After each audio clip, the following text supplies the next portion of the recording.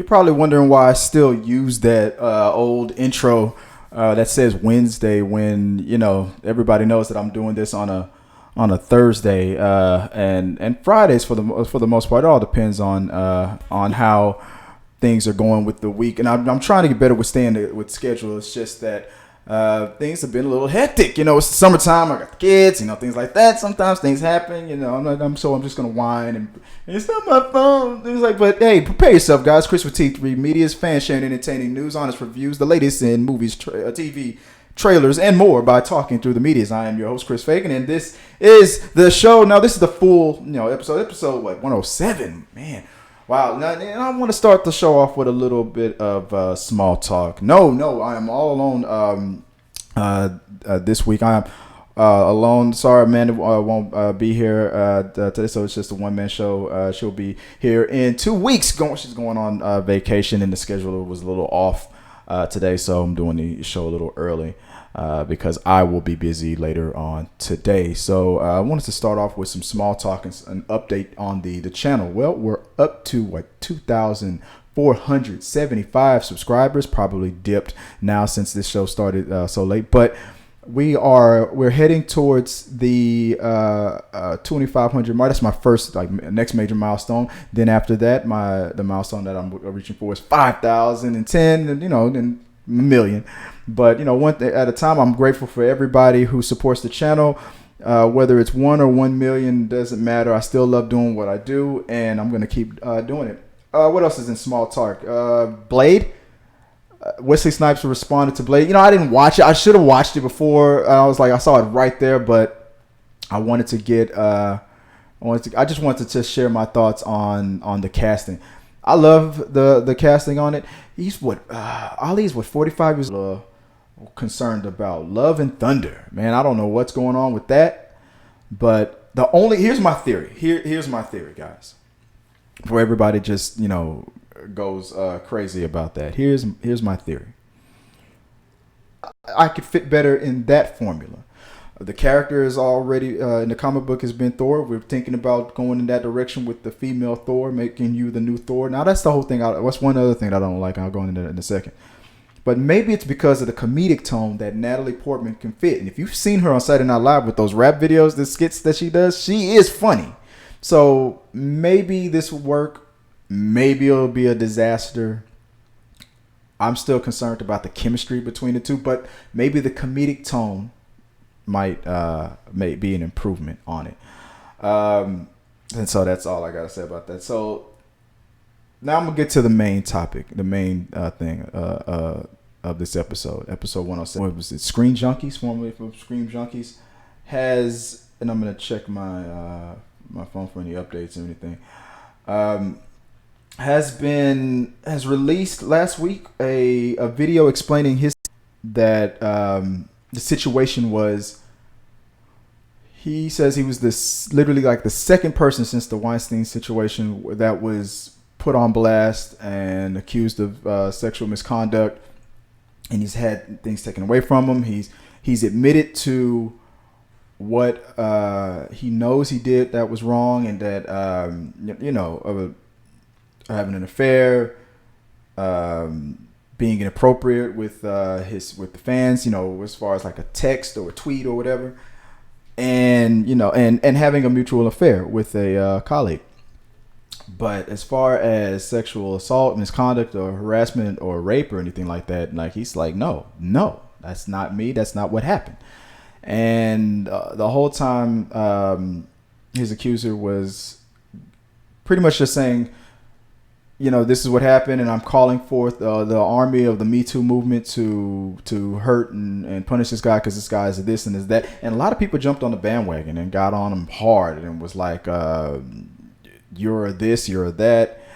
And then recently, 2 years later, after sitting on it for a while, he decided to reveal and release all of the evidence that he presented. I guess in his case, I don't know what's going on with any legal fight that he might be going through. Maybe he needed a couple of years till he was allowed to say anything.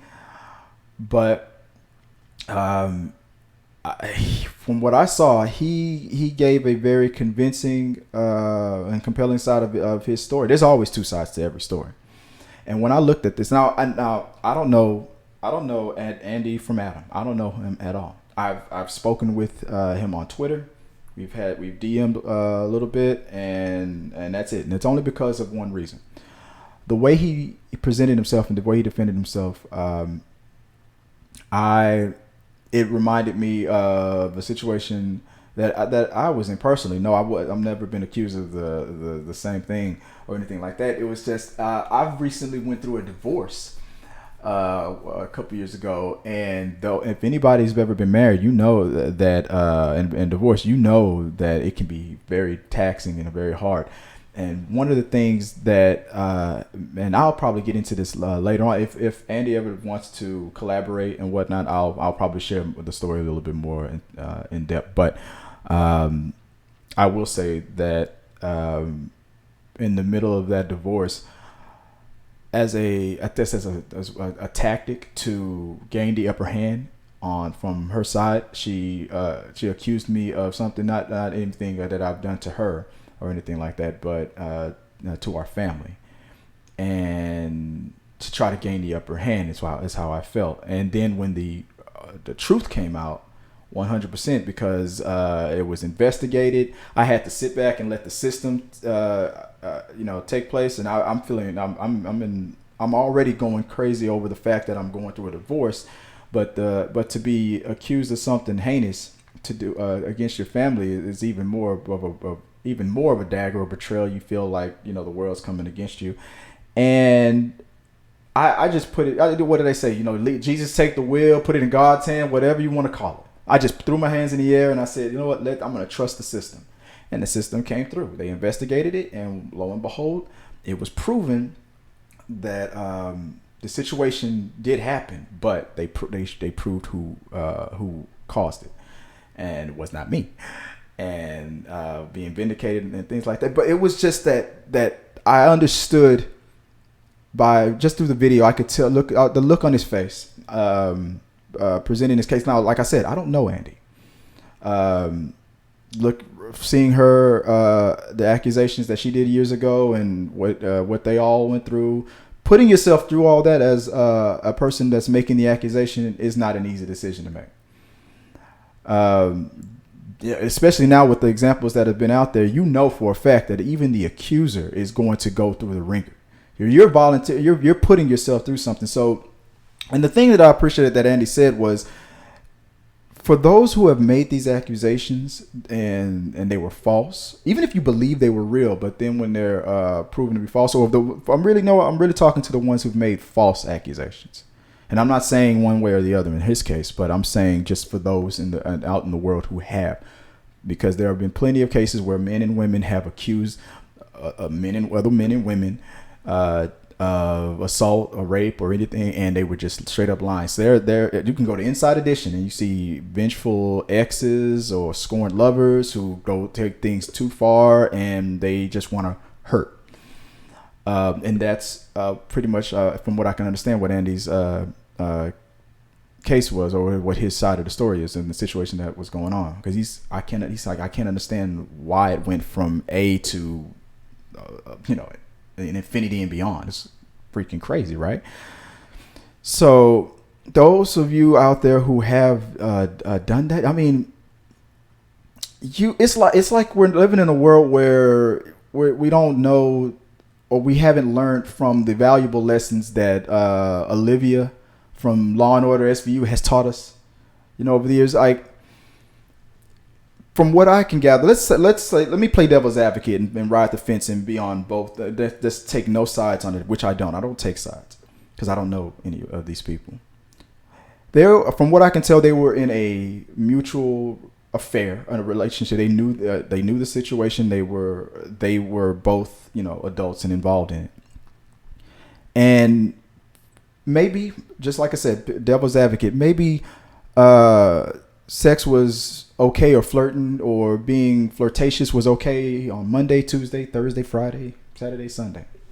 But on Wednesday, ironically hump day, maybe she didn't want to, or didn't feel it. One day was not into it, or just having second thoughts. Not to say that on Thursday, when Thursday comes around again, it's not going to be all good again. But on Wednesday, she wasn't feeling it. And then you're in a situation maybe, or he or she is not feeling it again on Wednesday. And then maybe the other person is thinking, but I'm accustomed, I'm used to it. What's going on? Why? And then you bug. Maybe, I don't know. Maybe that's the situation. And so you're probably in a situation where both people are technically telling the truth, but if you're not learning the lessons that Olivia has taught us from SVU. You always see those episodes of Law and Order where the girl or guy is claiming that they've been assaulted. They bravely come forward. They go through this court system. They make the accusation, and the accused is up there, put on blast. Then evidence comes out a little later that, hey, you guys were in a mutual relationship. Why did you not tell us this? And that's what I gathered from this. You talked about everything that happened on that hump day, on Wednesday, where you weren't feeling it, where you legitimately probably weren't having it, didn't want it, because it was not Monday, Tuesday, Thursday, Friday. But, that was, and you talked about only what that person did to you on that specific day. But you did not give the whole scope. Now, I'm not saying that to discourage anybody from ever coming forward, just because I'm not one of those guys who believes that crazy bull that you cannot rape your spouse, or you cannot cause harm to your boyfriend or girlfriend because you are in a relationship. That's my fiance. It's not rape when it's my wife, or it's not rape or sexual harassment when it's my husband. Yes, it is. Yes, it is. No always means no. It don't matter if you're married. It don't matter if you're in a relationship. It don't matter.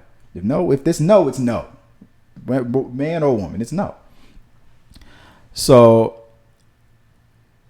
maybe that was the situation. You caught her on that Wednesday, and you asked, or you were a little too much, and she wasn't feeling it. But then when Thursday came around, it was all because that's what he proved in his timeline. Why is it that she said that I did this on this particular day, but the very next day she's saying this to me and flirtatious with me again, and making advances to me again? And I said, that's a good question. Why? Why did you do that? Why did you say that? And why is there no answer? So, we might never ever get an answer from it. And be honest, I don't deserve one. I don't care. I don't deserve an answer. I'm not nosy. I'm not a celebrity worshiper. I don't get in anybody's business, and I don't care. The only reason why I'm covering this and talking about this and giving my little bitty stupid opinion about it, my opinion doesn't matter. But the only reason why I'm giving it is because I feel like Andy has a point when it comes to how hard everybody came down who did come down on him. And some people have retracted and backpedaled and apologized to him and said, "Hey, dude, I'm sorry if it just, when that wave when the Me Too movement and everything started, when the wave was coming, it was like I feel like a course correction was happening. Like, people are complaining about false accusations being made against them. I mean, try being in the last, thousands of years being a female and nobody ever listening to you, right? Like try being like for example, you think being called a racist is bad. Try being a black guy in Alabama, minding your own business, and then you hear go back to Africa.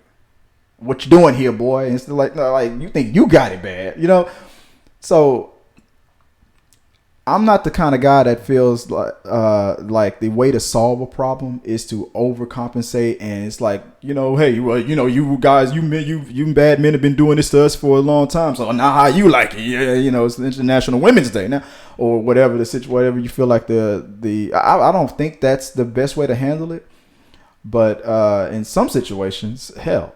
If a person is 100% guilty of it, man or woman, you guilty of something like that, then shit, what comes to you when you get caught comes to you.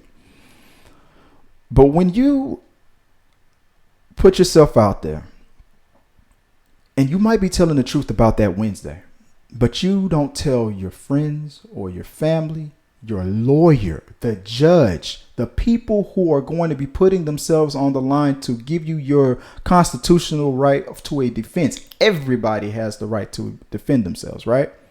So does the accused. And when you go out there and you make that accusation, and then Olivia goes out and discovers this romantic history that you conveniently did not tell anybody about, people are going to be like, what the hell? And that's understandable. And I feel like Andy made a good case with the timeline when he broke it down with the emails about why would you say this and then later you withheld the fact that you did that. You said this, you did that. You said this, you did that. And you have conveniently withheld, that information from the people who are even supporting you. That being said, it is not cool to go to her Twitter account and bombard her with this and that and the other.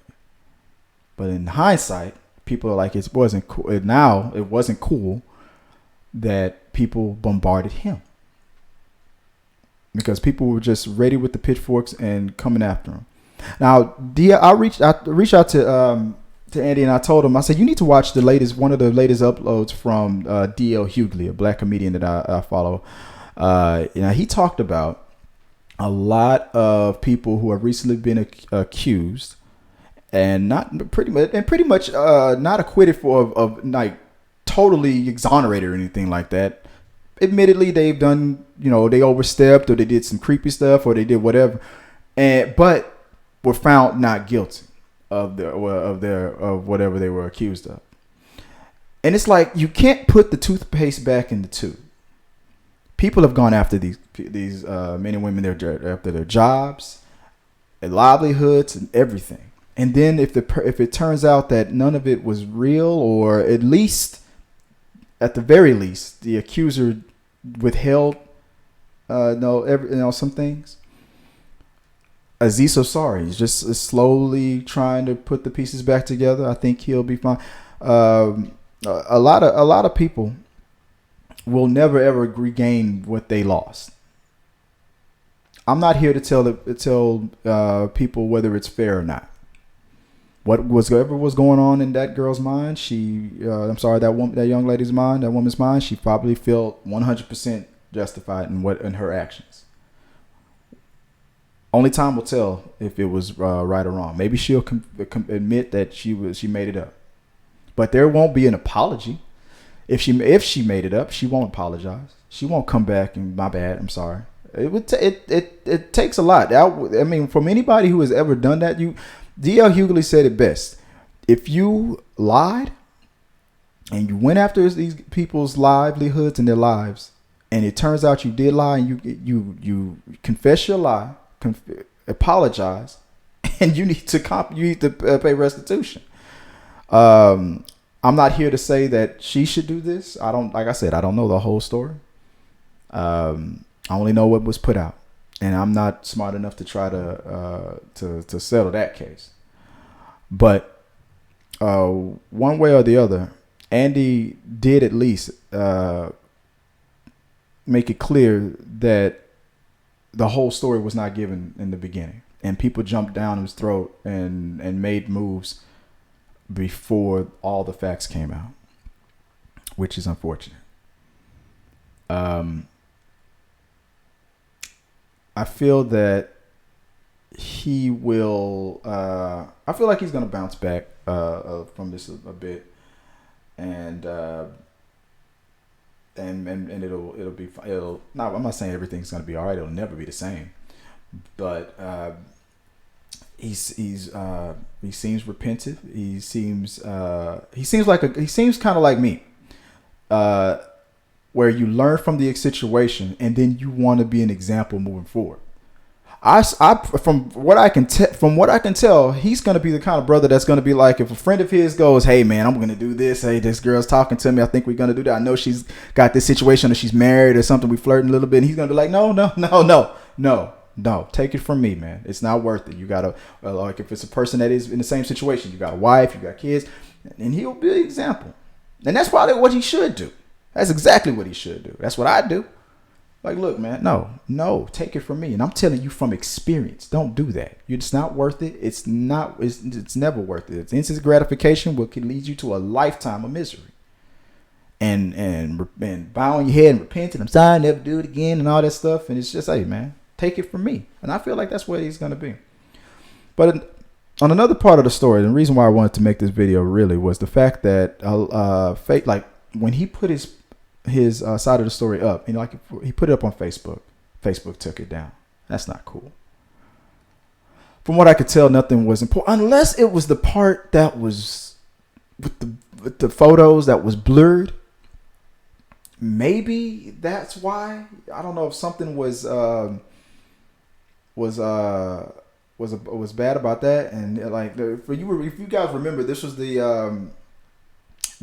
the thumbnail. Maybe what I think happened was a lot of the supporters of the accuser probably just flagged it a lot. Just click until Facebook was like, just take it down. It's it sucked. The whole world just pretty much came down on them. Now 2 years later, nobody wants to cover it. Nobody wants to say the Me Too movement isn't what's buzzing like right now. We're heading to an election. We're heading to all this other stuff. Unless you are being accused, it's not really the story right now. The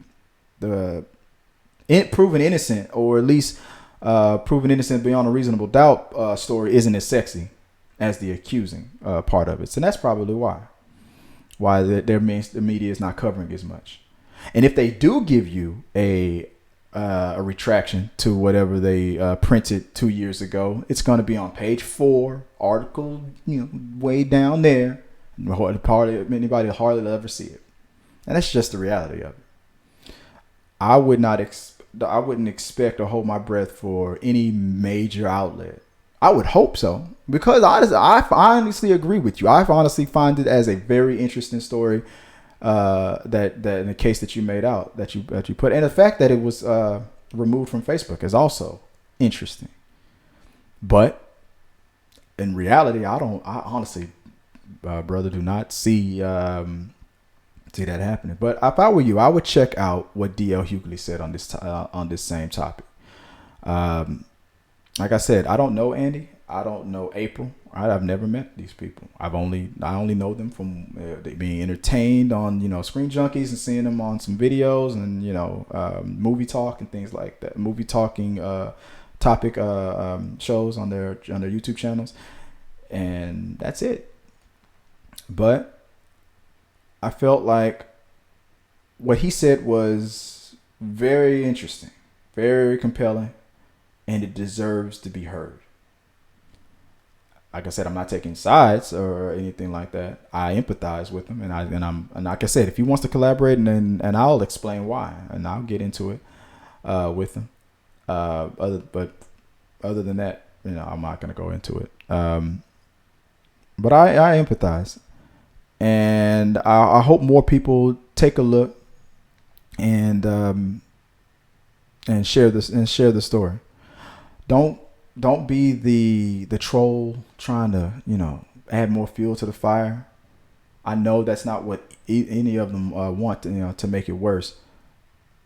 But he's on a path to try to redeem himself, so he at least deserves to be heard. What he does not deserve is to have Facebook take that stuff down. At the very least, they should have told him what caused it to be taken down. Give him a chance to edit that out and put it back up. He doesn't deserve to be shut down, because then the conspiracy theorists are going to come out of the woodworks. Is there an agenda? You're protecting people who could be possibly making things up. If whether the person's making things up or not, do you even care? I mean, it's just the Riddler might be in charge of all this stuff. Just going to be question after question after question after question after question. And it'll just keep mushrooming and until it all explodes from there. But at the very least, like I said, I used the whole time of this episode to just pretty much say the man deserves at least for his story or his side to be shared. Just as Andy deserves the media coverage that he's seeking? Do you think he deserves a chance to defend himself? I do. I think